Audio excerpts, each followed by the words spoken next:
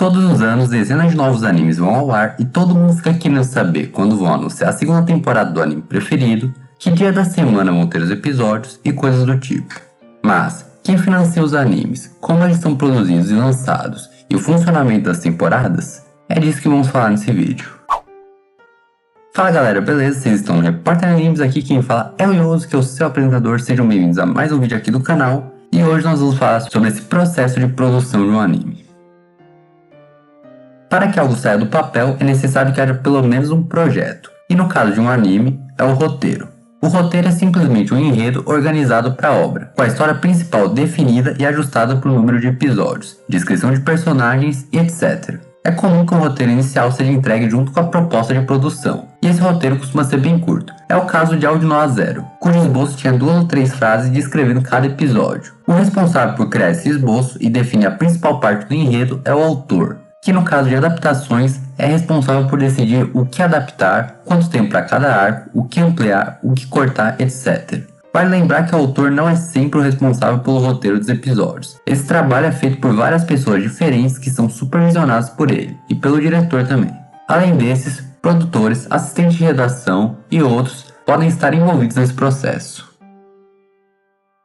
A parte mais importante da pré-produção é a captação de recursos. E no caso de um anime, ela é a formação do comitê de produção de animes. Esse comitê é o grupo de empresas que custeiam os animes, sendo formado geralmente por editoras, que querem alavancar o material original, estúdios, que querem alavancar seus cantores, canais de TV, que transmitem as obras semanalmente, etc. Mas são nesses últimos que grande parte do planejamento se concentra. Como os animes são lançados primeiro na TV japonesa, eles passaram a se adaptar ao funcionamento dela e, ao mesmo tempo, tentar diminuir ao máximo o prejuízo potencial, chegando ao modelo atual, com episódios semanais de 20 minutos e divididos em temporadas. Temporadas, além da sequência de episódios de uma série, também se refere à época em que os animes começam e terminam. Por exemplo, entre janeiro e março ocorre a temporada de inverno, entre abril e junho, temporada de primavera, e assim sucessivamente. Lembrando que o Japão fica no hemisfério norte, onde as estações são invertidas. Essa divisão ocorre porque, além de diminuir o orçamento necessário para fazer uma obra,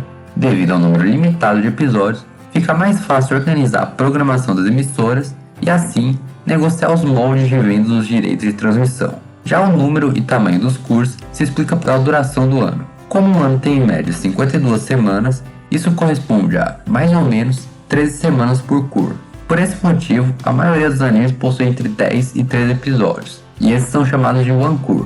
Existem também aqueles que têm entre 22 e 26 episódios, e são chamados de two cours, além dos que possuem uma pausa entre as seasons e recebem o nome de split season ou split between.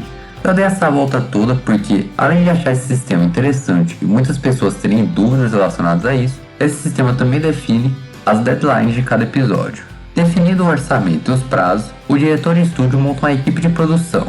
A importância do diretor nessa etapa é tão grande que, em muitos casos, quando o anime muda de estúdio, o novo estúdio dá prioridade em contratar o diretor das temporadas anteriores. Se tem algo extremamente importante em uma animação ou qualquer outra produção cinematográfica, é o storyboard. Ele é a transformação do roteiro em um esboço ilustrado e a base para as etapas seguintes.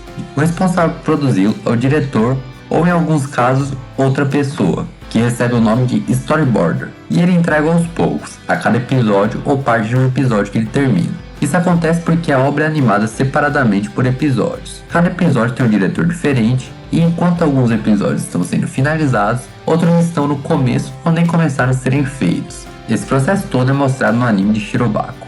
O storyboard é dividido em 2 partes, uma escrita, que são as falas e a descrição da cena, e uma desenhada, que é conhecida como layout e se trata do ângulo de câmera e background a ser usado na animação, além das movimentações de câmera. Esse layout é entregue aos Key Animators, ou animadores-chave, que são responsáveis por fazer os keyframes. Uma animação é composta de inúmeros desenhos que, quando sobrepostos, passam a impressão de movimento. Esses desenhos são chamados de frames ou quadros, e os keyframes são quadros importantes de uma animação que servem como base para a criação dos outros. Por exemplo, em uma cena em que o personagem arremessa uma bola, são feitos frames que indicam esse movimento. Uma bola saindo da mão, no ar e caindo na cesta. Geralmente, cada segundo de animação conta com 2 ou 3 keyframes e 24 frames no total. sendo que cada imagem pode ser repetida uma vez, o que torna necessário apenas 12 desenhos a cada segundo de animação. Esse processo é chamado de animação in twos, e é dessa forma que é feita a maior parte de um anime. Em cenas mais importantes, de animes de ação principalmente, não há repetição de quadros, ou seja, são desenhados 24 frames por segundo. Já em cenas menos importantes, pode acontecer o contrário e cada quadro repetir 3 ou 4 vezes. Mas alguém terá que fazer esses quadros restantes entre os keyframes, e esses são os animadores intermediários. Eles costumam ser menos experientes que os key animators e utilizam os keyframes de base para fazer o trabalho, além de, obviamente, receberem menos. Esse salário, inclusive, tem sido alvo de inúmeras discussões devido também ao trabalho excessivo dos animadores. Terminados os frames, ocorre a digitalização e o colorimento deles. Além disso, atualmente, grande parte do trabalho menos importante é feito em CGI, como figurantes andando, por exemplo, além de quaisquer partes que o estúdio decida fazer em computação gráfica. E é nessa hora que o CGI é adicionado e todos os elementos são filmados para compor o vídeo final. Mas ainda não acabou. Após a animação estar finalizada, ou grande parte dela, ela é enviada para que a parte sonora possa ser feita, e o diretor de som é peça fundamental nesse trabalho. É ele o responsável por supervisionar tudo relacionado ao som, atuando como intermediário entre o seiyuu e o diretor para a dublagem, compositor e diretor para a trilha sonora e técnico de som e diretor para os efeitos sonoros. Ele também é responsável por escolher o seiyuu, e existem muitos fatores na escolha, como o gênero do anime, estilo do personagem, questões financeiras e estilo do diretor e do diretor de som, que busca sempre instruir o seiyuu de acordo com o que ele busca de cada um, como revelou Jin Aketagawa em uma entrevista para Potemaio. A série tem muitos personagens, então, antes de tudo, tivemos que garantir que não houvesse características sobrepostas. Para Potemaio e Goshiko, as reações vistas em sua atuação iriam fazer ou quebrar o show. Então eu solicitei que JC Staff produzisse algum material de ilustração para o propósito das audições. Eles eram apenas desenhos de linhas com uma quantidade limitada de movimento, e eu fiz os atores combinarem suas vozes com isso. De certa forma, acho que foi mais fácil entender a imagem da série através desses visuais do que apenas lendo os roteiros conforme a norma.